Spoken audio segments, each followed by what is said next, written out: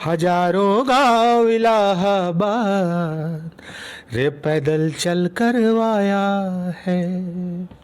बाबूजी चिंता न करिहा, कोई ये कह करवाया है। अरे कांधे पर ले गमछा चलते चलते,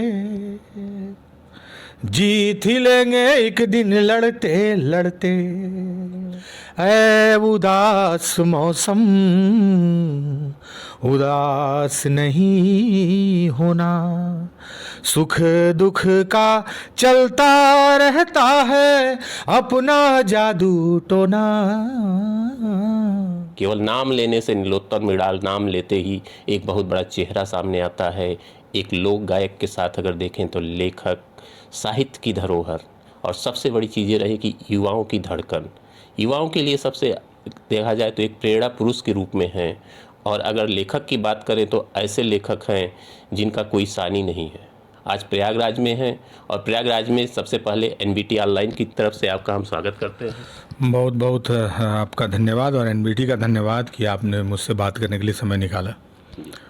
और प्रयागराज में हूँ और प्रयागराज में होना यूँ समझिए कि हिम्मत लेने आना होना होता है, क्योंकि अगर कोई इस देश में हिंदी लिख रहा है और हिंदी में कविताएं कह रहा है तो प्रयागराज उसके लिए वो केवल आध्यात्मिक तौर पर संगम नहीं है, बल्कि प्रयागराज में अगर आपने कलम को जो है डुबो कर एक बार अगर उठा लिया तो वो फिर बहुत कुछ लिखने को देता है आपको। तो प्रयागराज से हमेशा हिम्मत, हौसला और स्नेह मिलता रहा है। सबसे बड़ी बात है कि आप लेखक, जो आपको कहते हैं कि आप एक लेखक हैं, लेखक जितने अच्छे आप लेखक हैं उससे ज़्यादा अच्छे आप एक लोक गायक हैं। और लोक गायक में जो आपकी गायकी है, जिसको कहते हैं कि जो आपका मंची जो आपका कार्यक्रम होते हैं, उसमें युवाओं का बहुत बड़ा अट्रैक्शन होता है आपकी तरफ। हाँ, देखिए क्या है कि लोक में ना लोक को जब आप लिखते हैं तो उसमें गीत अपने आप स्वाभाविक रूप से शामिल हो जाता है, क्योंकि लोक में ना गा के ज्ञात्मकता के साथ सुनाने की एक परंपरा रही है। तो जब आप लोक के रस को महसूस करते हैं तो गाना, हकार लगाना, है ना, और तो वो अपने आप स्वाभाविक तौर पे आता है। तो बाकी ऊपर वाले की नेमत है कि जो लिखता हूँ उसको गा के भी सुना सकता हूँ, तो ये एक तरह से समझिए कि नेमत है, आशीर्वाद है ऊपर वाले का। खासकर प्रतियोगी छात्रों के लिए आप प्रेरणा ही नहीं, उनकी बुलंदी की एक आवाज़ भी है। उनके जो संघर्ष होते हैं जीवन में, उनके संघर्ष होता है, पढ़ाई के दौरान संघर्ष होता है, और देखा जाता है कि छात्र जीवन में एक संघर्ष होता है, तो उसकी एक बुलंद आवाज़ भी है आप। प्रतियोगी छात्रों के साथ देखिए एक विशेष लगाव मैं नहीं कहूँगा, मैं यही कहूँगा कि मैं जीवन भर एक प्रतियोगी छात्र की तरह ही रहता हूँ और रहने की कोशिश भी है, क्योंकि उसमें आप रोज़ सीखते हैं नया, और रोज़ सीखते हैं और हर चुनौती को स्वीकार करके आप उससे जूझते हैं। ये आपको एक प्रतियोगी छात्र बताता है कि आपको एक एग्ज़ाम आपके सामने है, आप उसमें असफल हुए, फिर दूसरे फॉर्म के लिए तैयार होना। तो ये जो फॉर्म है ना लाइफ का, ये जो तरीका है जीने का, ये आपको बहुत जिलाए रखता है, जिजीविसा देता है। तो मैं हमेशा प्रतियोगी छात्र बना रहना चाहूँगा। और इन लोगों के द्वारा, जो प्रतियोगी छात्र हैं, मेरी पहचान उनके द्वारा ही बनाई गई है। उन्होंने मुझे सुना ना होता, उन्होंने अगर डार्क हॉर्स जैसे उपन्यास को अपनी मेज पर रख के और उस पर अगर वो अपना सर रख के सोए ना होते कि ये मेरी कहानी है, तो नीलोत्पल मृणाल को कौन जान रहा होता। तो नीलोत्पल मृणाल अगर अवघड़ भी लिखता है, अगर उसका कोई कैरेक्टर विरंची भी है, तो उसमें भी एक प्रतियोगी परीक्षार्थी जो है उस छात्र का जुनून दिखता है, उसका टसन दिखता है। और अगर वो यार जादूगर भी अगर निकलता है तो वहाँ से भी जो जीवन का जो दर्शन है, जीवन मृत्यु का जो दर्शन है, वो भी बताता है कि वो भी किसी प्रतियोगी छात्र के ही मेज पर पढ़ा गया कोई बात है जिसको मैं ढालता हूँ किताबों में। तो वो हमेशा मेरे लिए ताकत भी रहे हैं और मेरे लिए मेरी पहचान भी रहे हैं। वो डार्क हॉर्स, अवघड़, या लास्ट वाला जो यार जादूगर, ये एक से बढ़कर एक है। और एक साल के अंदर डार्क हॉर्स में आपको साहित्य अकेडमी का पुरस्कार मिला। मुझे साहित्य अकेडमी का पुरस्कार हम मेरी पहली किताब के लिए मिला था, डार्क हॉर्स के लिए। और आप सोचिए कि डार्क हॉर्स के लिए साहित्य अकेडमी युवा पुरस्कार का मिलना मुझे मिलना नहीं है, यानी कि छात्रों के संघर्ष, उनके जीवन को, सिविल की तैयारी करने वाले छात्रों के जीवन को रिकॉग्नाइज किया उसने बड़ी संस्था ने। और जिनकी कहानी को यूँ समझा जाता था कि इनकी कहानियाँ केवल चाय दुकान पर सुनने और सुनाने लायक हैं, उस कहानियों को साहित्य के रूप में लेके आना, किसी के भी कलम से वो कहानी निकल सकती थी, संयोग था वो मेरे कलम से निकली। केंद्रीय विश्वविद्यालय जैसे कहा जाता है इलाहाबाद केंद्रीय विश्वविद्यालय, और दूसरे रूप में देखा जाता है कि पूरब का ऑक्सफोर्ड कहते हैं। इसके साथ एक और चीज़ कहते हैं कि राजनीति की पाठशाला भी है। तो जब राजनीति की पाठशाला की बात होती है, छात्र संघ की बात होती है, तो छात्र संघ के चुनाव को लेकर, फीस वृद्धि को लेकर अभी आपने देखा कि पिछले 1 साल से छात्र आंदोलन हुए, और ये छात्र आंदोलन का जो पृष्ठभूमि बनी वो सारे अलग जितने भी यूनिवर्सिटीज़ थी सब जगह लगभग इस आंदोलन को स्वीकार किया गया और आवाज़ उठाई गई। आपकी रचना जो थी, उस रचना को लोगों ने आंदोलन का कहना नहीं चाहिए, एक नारा बनाया, गाया भी कुछ लोगों ने मंचों पर। तो कैसा आपको महसूस होता है कि वो कौन सी रचना आपकी है जिसको लोग वही कि अड़ के लड़ना, हाँ। जम के पढ़ना, एक भी सपना ना टूटे, इलाहाबाद के लड़कों, इलाहाबाद की लड़कियों, तुमसे ये मौका ना छूटे। मैं आज से कुछ महीने पहले जब ये फीस वृद्धि को लेकर आंदोलन चल रहा था, तो मैं कटरा में एक चाय दुकान के उद्घाटन में आया था। ठीक है, यूपीएससी के नाम से एक चाय दुकान था, उसके उद्घाटन में आया था। मैं एक व्यावसायिक कार्यक्रम में आया था, एक प्राइवेट कार्यक्रम में आया था, लेकिन मैं माइक लेके मैंने फीस वृद्धि वाले लड़कों को मंच पे बुलाया, और मैं जिसके लिए गया था, जिससे मैं पैसा लेके फीस लेके गया था, मैंने उनको कहा कि भाई मैं मानता हूं कि ये निजी कार्यक्रम का अतिक्रमण है, लेकिन अगर ये छात्र कटरा में मैं खड़ा होकर कविता सुना रहा हूं और लड़ते हुए छात्रों को अगर मंच पे मैं बुला के नहीं गाना गाऊंगा, तो ये मेरे अंदर कुछ अतिक्रमित हो जाएगा और फिर उसको मुश्किल हो जाएगा। तो उन्होंने फिर कहा कि आप बुलाइए, और मैं वहाँ भी खड़ा होकर गीत गा रहा था, और मैंने कहा कि ये लड़ाई लड़नी चाहिए विश्वविद्यालय के छात्र छात्राओं को मिल के। तो कहने का मतलब है कि हम लोग लड़ाई की ही उपज हैं। सिविल सेवा में यूपीएससी के पैटर्न में सुधार के लिए लड़ाइयाँ लड़ी, उस लड़ाई के कोख से ही तो ये निकल के आया कि कुछ लिखना चाहिए इन्हीं लोगों के लिए जिनके लिए लड़ रहे थे, जो बन के लड़ रहे थे। तो इसलिए कोई अलग है नहीं हम लोग ना, वो कोई अलग दुनिया ही नहीं है। आंदोलन के रूप में भी आपको मेरी किताब सीमेंट आंदोलन, हाँ बिल्कुल। तो सीमेंट आंदोलन मेनली जैसे आपको समस्या जो आई थी उस समय, जैसे कहा गया था कि ये तो प्रतियोगी छात्रों के लिए बेहतर है, तो आपको इसमें क्या ऐसी चीज़ दिखी? नहीं, वो हिंदी पट्टी के छात्रों के लिए बहुत घातक था, और ख़ास करके मानविकी के विषय वालों के लिए। आप गणित और रीजनिंग और जो है कि कम्युनिकेशन स्किल और इस तरह के पैसेज वाले प्रश्न, इन सब प्रश्नों के आधार पर अगर आप किसी मानविकी के छात्रों का आकलन करेंगे और कह देंगे कि इसमें क्षमता नहीं है, तो ऐसा नहीं कि वो गणित नहीं जानता है। वो आईआईटी के तुलना में गणित बनाने की गति उसकी कम हो सकती है। तो एग्ज़ाम में अगर किसी को मिलेगा एक समय, और एक ही समय में गणित बनाना है दोनों विद्यार्थी को, जो इतिहास पढ़ के बना रहा है और जो मैथ पढ़ के आईआईटी खड़गपुर का विद्यार्थी बना रहा है, तो उसके स्पीड में अंतर आ जाएगा। क्षमता के अंतर का बात नहीं है, हम लोग इसी के खिलाफ थे। तो आज भी जो यूपीएससी पास करने वाले, प्रीलिम्स पास करने वाले हिंदी पट्टी के छात्र हैं, वो गणित भी जानते हैं, वो उनका इंटरपर्सनल स्किल भी है, वो कम्युनिकेशन स्किल भी है उनके पास, वो पैसेज भी बनाते हैं, अंग्रेजी भी जानते हैं। हमने कहा इसको आप क्वालिफाइंग कर दो, और मेंस के जो एग्जाम होते हैं वहाँ पे, और जो जीएस का पेपर होता है उसमें लेवल प्लेइंग फील्ड है, समतल मैदान है, सम मैदान है, एक जैसा खेल खेलेगा जो प्रतिभाशाली हो वो चयनित होकर आएगा। एक आंदोलन और आपको जाना जाता है, आपका मृणाल जी का नाम लिया जाता है तो कहा जाता है गमछा आंदोलन के जनक।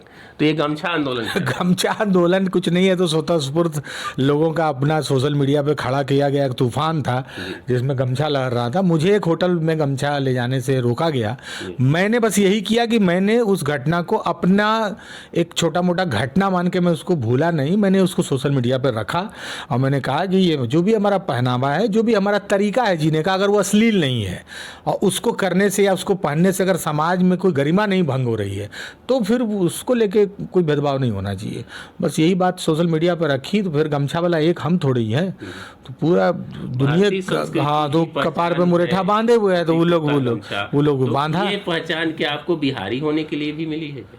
नहीं, गमछा हम तब से रखते हैं जब से देखिए पसीना बहना शुरू हुआ है, और इस देश में हर आदमी तब से गमछा रखता है जब से उसका पसीना बहना शुरू हुआ है।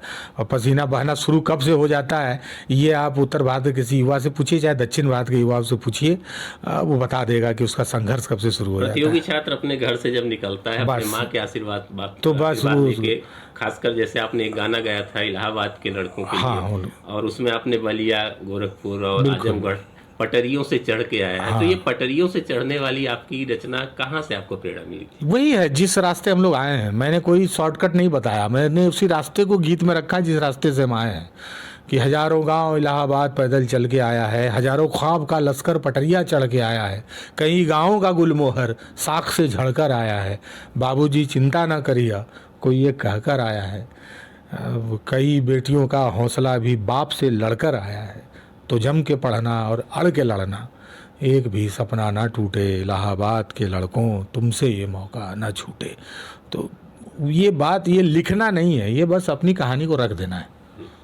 एक सवाल, जैसे कि एक ट्रेंड चला है कि लोक गायक हैं और जो विधा चल रही है, एक सवाल मेरे से आपसे है कि जैसे देखते हैं कुछ लोक गायक जो हैं सत्ता की या कुछ राजनीति में घुस गए हैं विपक्ष की, अपने लोक गायक में केवल दो ही मुद्दे बना रहे हैं, या तो सत्ता की कहना चाहिए कि उसकी सीधे शब्दों में कहें कि चाटुकारिता कर रहे हैं, या राजनीति में देखा जाए तो विपक्ष की तरफ से उनकी आवाज़ उठा रहे हैं, लेकिन लोकहित की बातें हो रही हैं कि कुछ लोग लाए तो अपने रास्ते से भटक गए।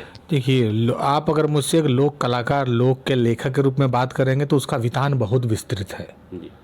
जैसे कि मैं सत्ता की आलोचना करूंगा तो सत्ता की आलोचना करते करते मैं फिर 2-3 उपन्यासों का नाम लेने लगूंगा, या मैं सत्ता का आलोचना करते करते फिर दिनकर को कोट करने लगूंगा। कहने का क्या मतलब है कि वो बहुत बड़ा वितान है, ठीक है। तो सत्ता का विरोध उसका एक मोर्चा है, एक कलाकार के लिए वो सब कुछ नहीं है, वो एक मोर्चा है। और हमें इसलिए भी हर विषय पर बोलना, लिखना हर विषय पर इसलिए भी चाहिए कि वो हमारे क्रिएटिविटी का भी मसला है, वो हमारी सृजनात्मकता का भी मसला है, हम कितना सृजनशील हैं और निरंतर सृजनशील हैं, ये भी बताता है कि हम किन किन विषयों के बारे में संवेदनशील हैं। तो कलाकार राजनीतिक कार्यकर्ता नहीं होता है, न पक्ष का न विपक्ष का। कलाकार हथौड़ा लेके घूमता है तो एक हाथ में उसके औजार भी होते हैं, एक हाथ में हथियार है, एक हाथ में औजार है। हथियार अपने समय के समस्याओं से मुठभेड़ के लिए, और औजार अपने समय की समस्याओं का स्क्रू नट ठीक करने के लिए। तो एक हाथ में हथियार, एक हाथ में औजार। आप हथियार वाला काम करिएगा, औजार वाला काम नहीं करिएगा तो नहीं होगा। तो बड़ा संतुलित, तो बड़ा संतुलित से ज़्यादा बड़ा है कि जिम्मेदारी बहुत बड़ी है जी। अब जिम्मेदारी की बात आती है कि अब लेखन का जो ट्रेंड है, एक तो जैसे आपने कहा आपको उपलब्धि मिली कि आपने किताब लिखी, पुस्तक लिखी, उपन्यास लिखा, और एक ही साल में मिलियन में आपकी हो गए, रॉयल्टी मिलती है। लेकिन दूसरा दौर देख रहे हैं कि सोशल मीडिया पर, यूट्यूब पर और अन्य जो माध्यम है, इस पर लेखक ज़्यादा ध्यान दे रहा है। देखिए, अपने समय का वो आविष्कार है, अगर वो उस पर ध्यान तो देना ही होगा, क्योंकि अपने चुनाव लड़ रहे हैं लोग, उसी से लोग एरिया पर कम ध्यान दे रहे हैं, बूथ कमेटी फेसबुक पर ज़्यादा एक्टिव है ना, व्हाट्सएप से ना बनता है।